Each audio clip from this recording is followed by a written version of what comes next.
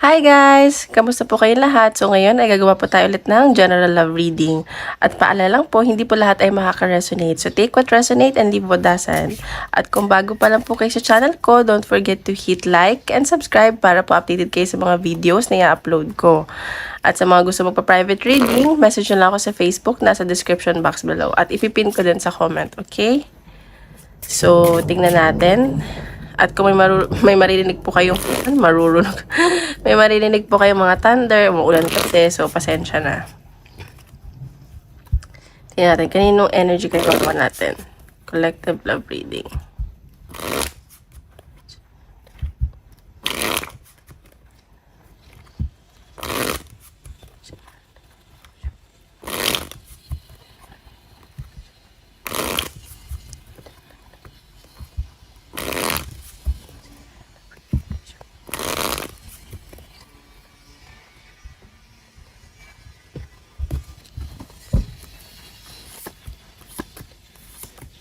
Oh, okay. Sa nakikita ko dito, walang pag-uusap sa inyo ng person mo.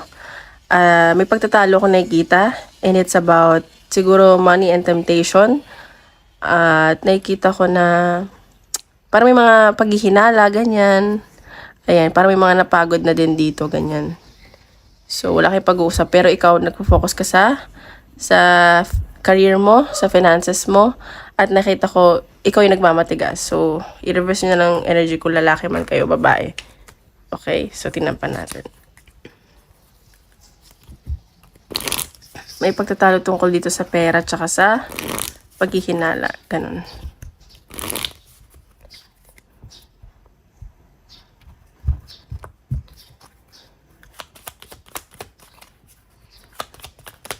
Pero ikaw rin naman nai-stress na sa sense ko. Ayan, guidance. So, nakikita ko dito, humihingi ka din ng guidance. Baka nagpapatarot ka or tarot reader ka. At baka naman humihingi ka ng guidance pag nanonood ng YouTube, ganun. At nakikita ko you're grounding yourself. At nagpapakasimple ka lang. Ayan, may nire-release ka ditong negativities. Ayan. So, parang shape shifter. So, baka pabaguhin mo yung sarili mo, ganun. Sorry may nasisense din ako dito na parang mataas yung tingin sa sarili niya. Ganyan. So, tingnan natin energy ng person mo.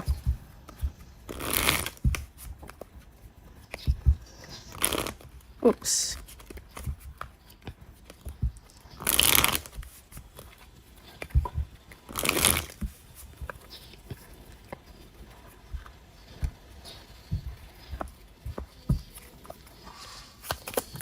So, pakiisip yung person mo. Okay. Sa nakikita ko itong person mo, parang lutang siya ngayon eh. And may nakikita din ako success. Baka mag-travel to papunta sa'yo or may pupuntahan siya.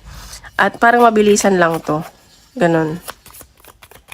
At nakikita ko na parang, dark yung energy niya ngayon. Parang down. Parang sobrang dilim na sa paligid niya, ganon. The star. Okay, itong person mo, kahit na negative energy siya ngayon, like nadadown siya, hoping pa siya dito sa connection nyo. Hoping pa tong maayos na to. At pinagdadasal niya talaga to. Iniisip pa rin niya yung mga good qualities sa connection nyo, yung mga good memories. Ganyan na sa sense ko. Ayan, so namimiss ka na itong person mo. So kung wala kayong pag-uusap, expect mo na baka mag-message siya sa'yo or ikaw, makipag-ayos. Kasi namimiss ka nito eh. At nakikita ko na parang may may i-offer siya sa'yo or may parang ipapaalala. Ganun na sa sense ko. Kahit sa dami nyo ng pinagdaanan, nasa sense ko na parang pwede pa siyang maibalik. Ganun. Tingnan pa natin. Energy ng person. Ayan, Queen of Swords. So, itong person mo, mas ginagamit niya ngayon yung mind niya at nagpapakatalino na siya at talagang pinag-iisipan niya yung mga bagay-bagay ngayon. Though mahal ka niya, pero alam mo yun, ayaw na niya masaktan. Tignan ba natin? Energy ng person. See, 10 of Pentacles. So, may nakikita ako dito na long-term commitment. Gusto talaga niya na kayo hanggang sa huli. At itong person mo, hindi lang siya yung, alam mo, yung puchu-puchu or jowa-jowa. Like, gusto niya, kapag naging kayo or maayos yung connection nyo, yun, kayo na yung magkakatuluyan. At may nakita ko dito, gusto niya din ng security. At siguro, sa'yo niya gusto bumuo ng pamilya, ganun. Ayan, tinapan natin.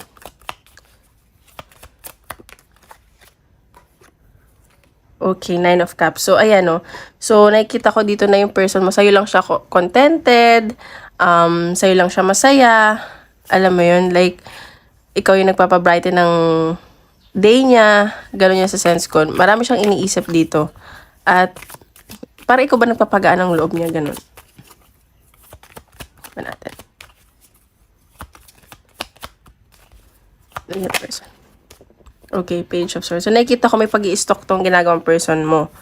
At, marami siya iniisip. At ina-stock ka nitong taong to. Okay. So, sa ngayon, nakikita ko marami kasi siyang offer. Or marami siyang responsibilities. And there's so much lots on his or her plate. So, marami siyang, kumbaga marami siyang responsibility. Ayan. So, parang nahihirapan siya kasi parang nagiging toxic na daw yung relationship niyo, yun nasa sense ko. Or sa dami niyang responsibilities, ang dami niya iniisip, parang nagiging toxic na siya. Ayan, parang gusto mo na niyang mapag-isa, ayaw mo na niya ng kausap. Eh, nakikita ko naman na attracted pa tong taong to sa'yo at passionate pa siya sa'yo. 6 of Wands. So, may nakikita akong pagkikita at may nakikita akong travel.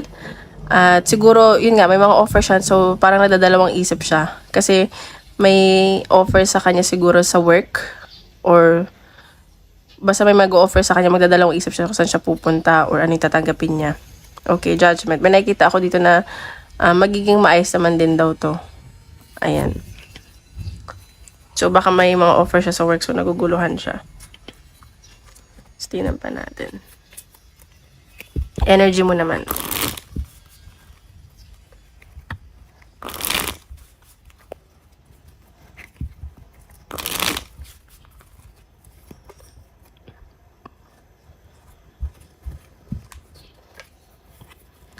Energy mo.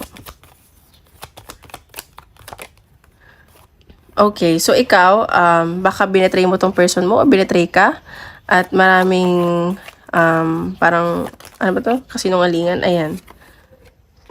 So, nakikita ko dito na passionate ka naman dito sa person mo at attracted ka din. Parehas kayo ng energy. And sa nakikita ko na ayun nga, baka sa sobrang daming tuksong lumalapit sa'yo, na-betray mo yung person mo, naloko mo, ganyan. Ayan, 7 of Pentacles. So, ayan, so nakikita ko na marami ka na kasing in-invest dito sa connection na to. Time, alam mo, effort, love. At sa nakikita ko na parang iniisip mo, ano ba, worth it ba to? Ganyan. Yung nakikita ko. Ba natin? Ayan, see, parehas kayo na energy. Hoping kayo parehas. At nakikita ko na ito talagang person mo nagpapasaya sa'yo. Or sa ngayon, masaya ka na. Ganun. Okay. Dalawa yung lumabas. The Hermit. So, ikaw, see, parehas kayo na energy, oh. Gusto niyo muna mapag-isa. At nakikita ko na kapag nakapag-isip-isip kayo, magbibigayan kayong dalawa. Alam mo yun, kailangan nyo magbigayan. Kailangan nyo maging supportive sa isa't isa. Ganun. Yan pa natin energy. Ayan. So, sa nakikita ko dito, ayan, the Hierophant. So, gusto mo na din talaga na siya yung makatuluyan mo. At gusto niyo na magpakasal. At ikaw yung tao na, alam mo yung pangmatagalan din. Ayan o, 10 of Pentacles din siya. Tapos parang ikaw ganun. Or baka ang conflict nyo is yung religion nyo. Or yung family nyo, ganyan. Ayan, 2 of Wands. So, nakikita ko dito na may travel, may pag-aantay. At sa nakikita ko, iniisip mo din yung sarili mo, yung worth mo, ganyan. At may communication din ako nakikita. Ayan, Tanghaman. So, ikaw, parang sinusurrender mo na to. Kasi parang dadalawang isip ka.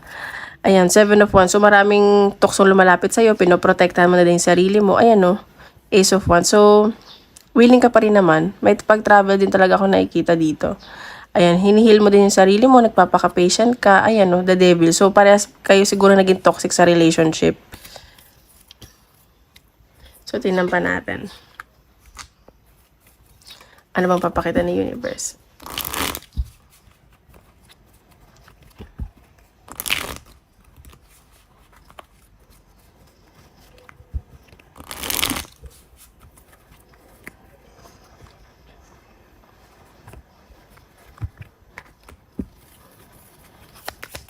Okay, love. Ayan, competition. So, baka nga, baka may third party dito, yung paghihinala, or nafe-feel mo lang yun. Kasi, nakikita ko, wala naman kasing third party. Parang paghihinala lang yung nakikita ko. Ayun. Ayan, so, or baka nga meron talaga, or may cheating na nangyari, na wala na yung tiwala mo. Tingnan pa natin. Fated meeting. So, ayan. So kung ano man daw nangyari sa inyo ng person mo, fated siya mangyari, or importante talaga sa inyo itong isa't isa na connection na to, at pinag-meet talaga kayo, or makikita pa lang kayo, at ayun, may hirapan ka na magtiwala kasi nga siguro pinaghihinalaan ka, nag-cheat siya at may other woman. Ayan, no, sobrang nasaktan ka dito, as in gumuho yung mundo mo, at sa nakikita ko na gusto mo na ng peace of mind. Ayan, so baka single parent ka. Ayan, so nag-break na kayo, may mga endings, tapos, ayan, so gusto mo nang maging, ano ba to? Sino-surrender mo na, gusto mo nang maging free. Ganun yung nasa sense ko. So, tingnan pa natin.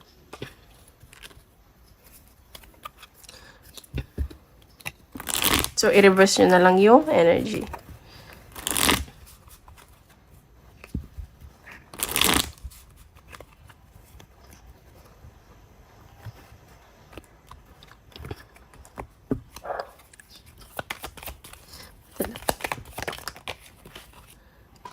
Ayan, so commitment. So nakikita ko dito na parang alam mo yung naging kayo, pero hindi siya yung ano sa love.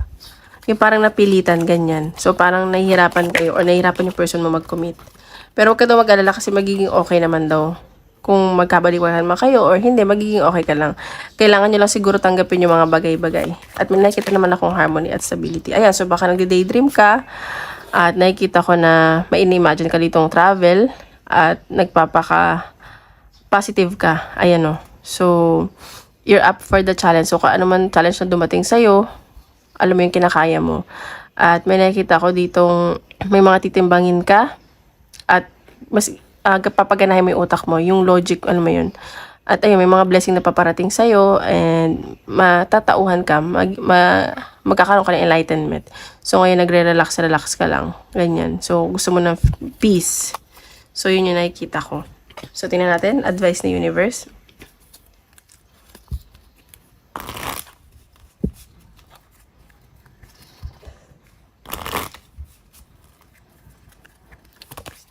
Ayun.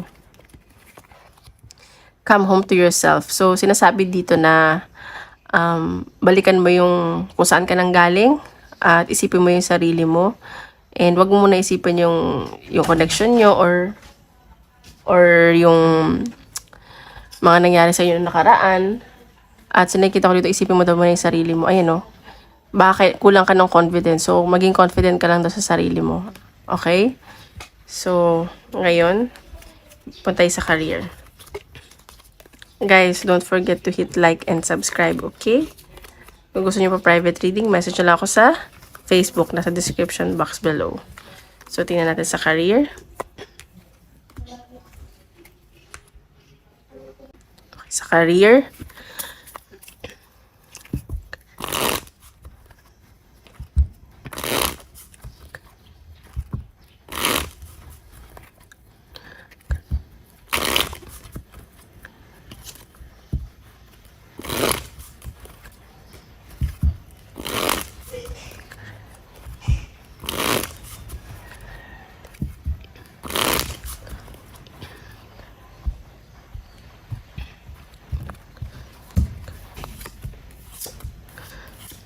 Okay, sa nakikita ko dito, may nangyaring ending sa career mo. Baka nawalan ka ng trabaho or nag-resign ka, at iniisip mo rin yung pera mo. So, nakikita ko naman na huwag ka mag-alala kasi may success na paparating sa'yo.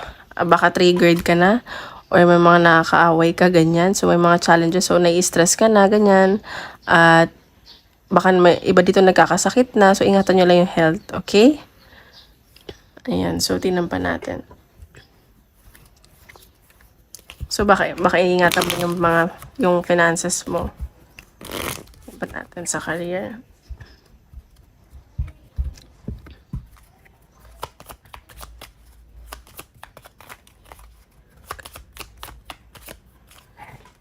Ayan, gaya. So, nakikita ko dito may minamanifest ka.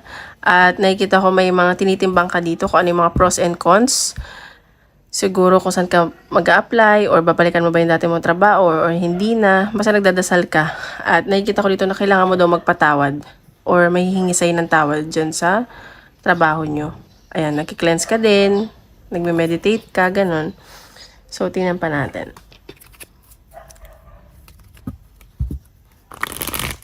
Sa career.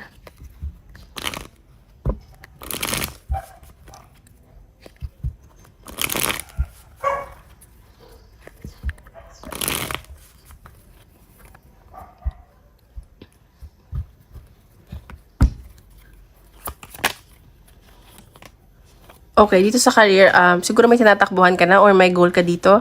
At nakikita ko nagiging matalino ka na. Ganon. Ayan, so nakikita ko may paparating na, alam mo yun, mag-e-enjoy ka naman dito. Kung nawalan ka man ng trabaho, may papalit na mas maganda. Passionate ka dito sa bagay na to at marami siguro ma-attract sa'yo, ganyan.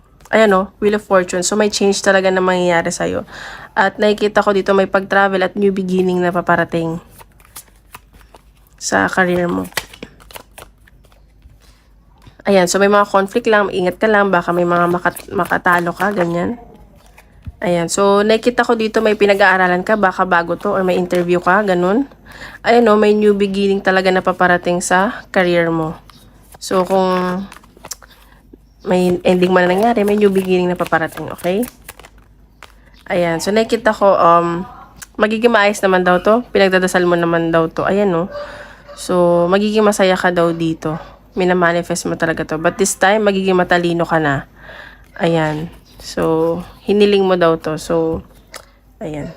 May nakikita naman ako na magiging maayos naman din daw. May changes. Baka may mga conflict lang. Or naguguluhan ka pa, ganyan. Tingnan natin.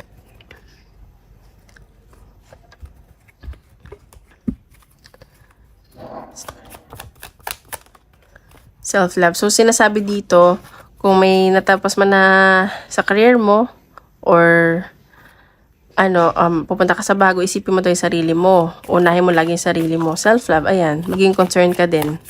Or kailangan mo na mag-heal bago ka pumasok sa bagong trabaho. Ayan, apology. See, sabi ko baka may humingi sa'yo ng tawad, or ikaw hingi ng tawad. Kasi may nasense ako, may nagigilty dito. Ayan. So, ayun. Ready ka naman na. At mag-ready ka na kasi, ayun. May nakita akong bagong trabaho or travel na paparating sa'yo. May mga ayusin ka, ganyan. At baka doon din makilala yung makakasama mo habang buhay. So, ngayon mag-relax ka muna. Ayan, no. Baka may mag-propose sa'yo doon. At may nakita ako na, ayan, no. Baka nga ikasal kayo, eh. So, ayun po. Yun nakikita ko. So, tingnan natin. Advice from universe.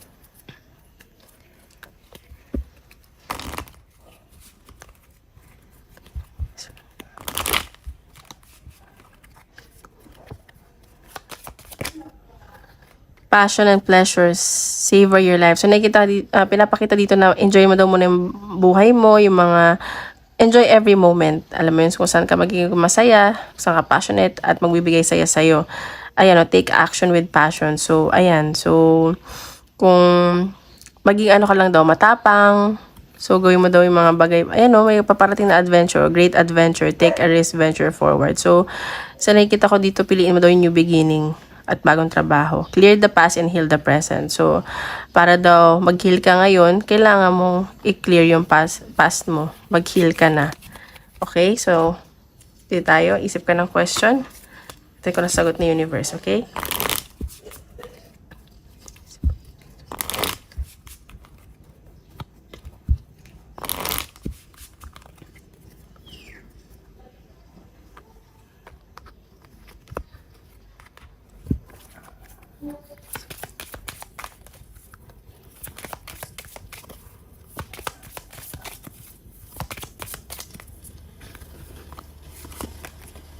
Yes. Yes ang sagot. So, you just have to wait and remain positive. So, ayan. May kailangan ka tong i-let go within the next few weeks. So, ayan. So, ayun lang guys. Maraming salamat po. Tomorrow ulit. Bye-bye!